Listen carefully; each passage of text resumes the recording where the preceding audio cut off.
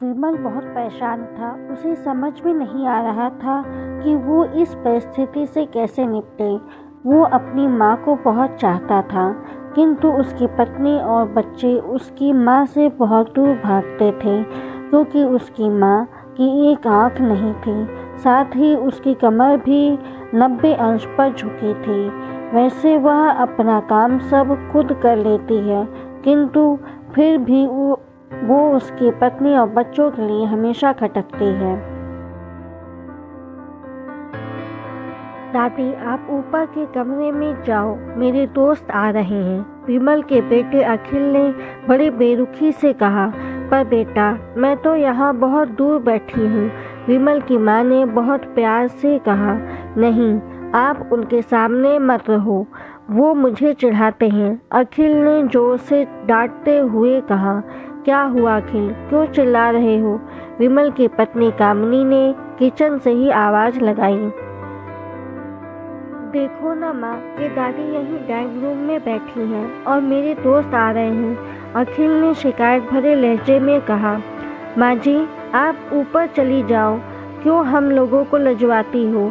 कामिनी ने बेटे का पक्ष लेते हुए कहा।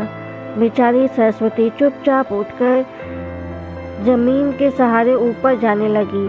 कमर झुकी होने के कारण उन्हें ऊपर चढ़ने में बहुत परेशानी हो रही थी, किंतु वो पूरी ताकत से ऊपर के एक अकेले कोने वाले कमरे में जाकर बैठ गई।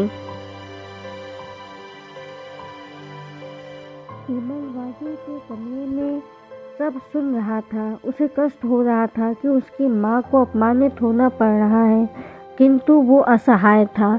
अगर वो कुछ कहता है तो उसकी पत्नी और बच्चे उसका विरोध करने लगते हैं। दूसरे उनके तर्क भी सही लगते हैं। चूँकि वो एक प्रशासनिक अधिकारी था, उसका सामाजिक स्तर बहुत ऊंचा था। उसकी ससुराल भी एक उच्च घराने में थी, अतः वह चुपचाप इस तरह हर दिन अपनी माँ को अपमानित होते देखता रहता था। रात को विमल की पत्नी ने कहा, देखो जी, अब कुछ करो। कल कलेक्टर साहब की पत्नी आई थी। माँ जी अपनी देसी धुन धारा में उनसे मिली। मुझे बहुत शर्म आ रही थी, बताते हुए कि ये मेरी सास है।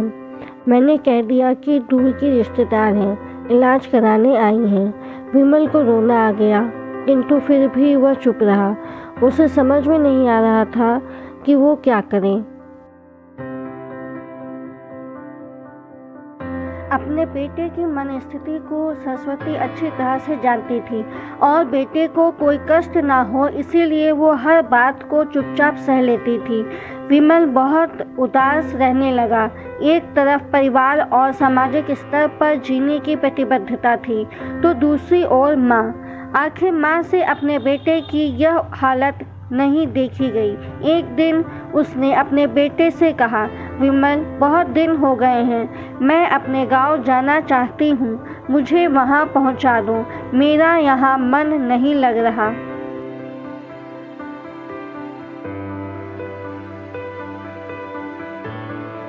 किंतु माँ, वहाँ तो कोई नहीं है, तुम्हारी देखभाल कौन करेगा? विमल ने आश्चर्य से पूछा। अरे, सब गांव वाले तो हैं और वो तुम्हारे मामा जी तो उसी गांव में रहते हैं, और फिर हम सारी व्यवस्थाएं कर आएंगे ना।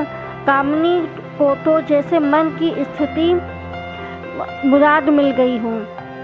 हाँ बेटा, बहू सही कह रही है, सरस्वती ने लंबी सांस लेते हुए कहा।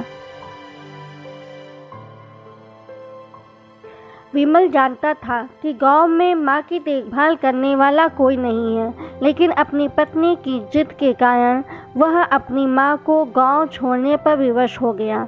माँ को गांव छोड़कर आते वक्त उसे रोना आ रहा था तथा अपनी बेबसी पर गुस्सा भी आ रहा था, किंतु परिवार, पत्नी और समाज ने उसके इन मनोभावों को दबा दिया और वो सुकून सा महसूस करने लगा।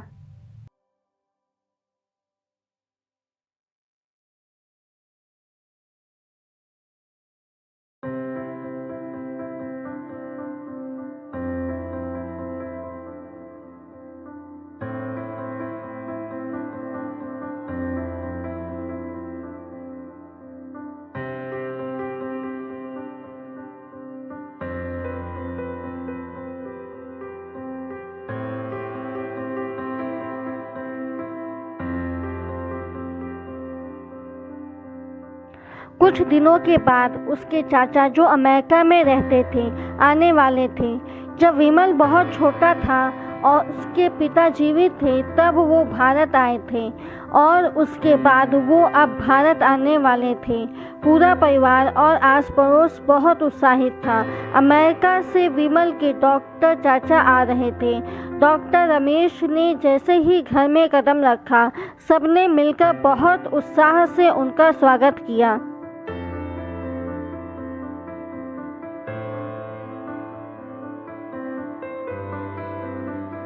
क्यों विमल भाभी नहीं दिख रही, कहाँ है?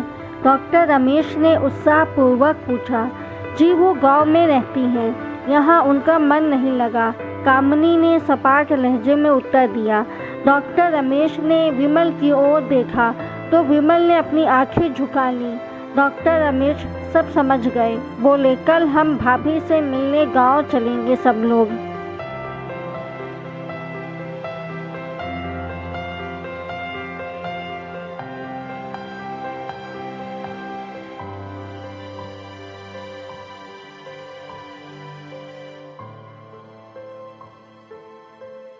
दूसरे दिन सभी लोग गांव के घर में पहुंचे।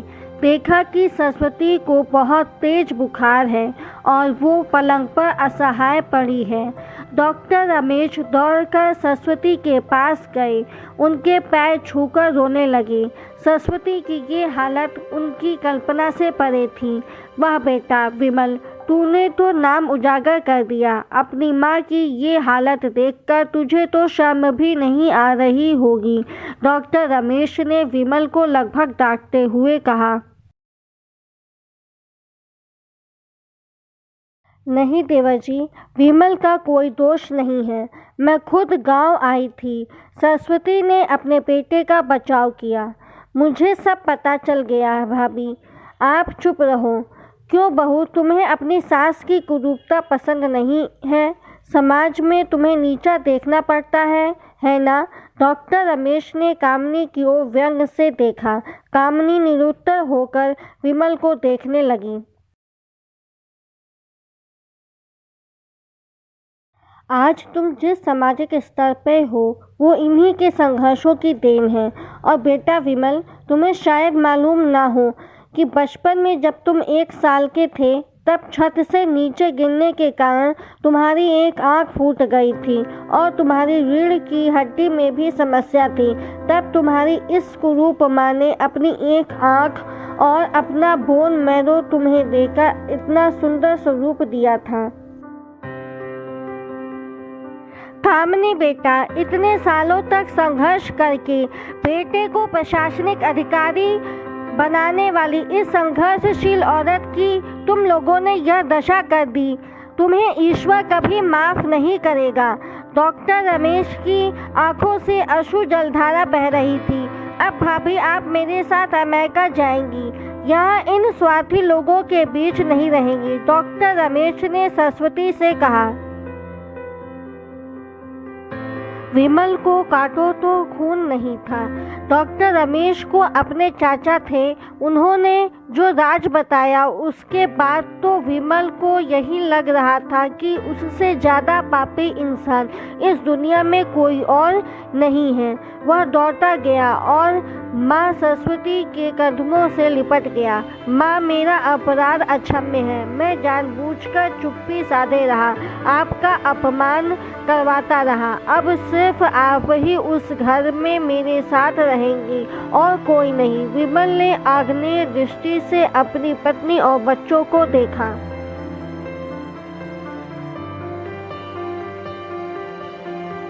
कामनी को भी बहुत पश्चाताप हो रहा था, किंतु उसकी हिम्मत नहीं हो रही थी कि वो सरस्वती से आंख मिलाए। सरस्वती ने कामनी की मनी स्थिति को समझकर उसको पुचकारते हुए अपने पास बुलाया और विमल को डांटते हुए कहा, खबरदार, जो मेरी बहू को मुझसे अलग करने की कोशिश की तो तुझे ही घर से बाहर निकाल दूंगी।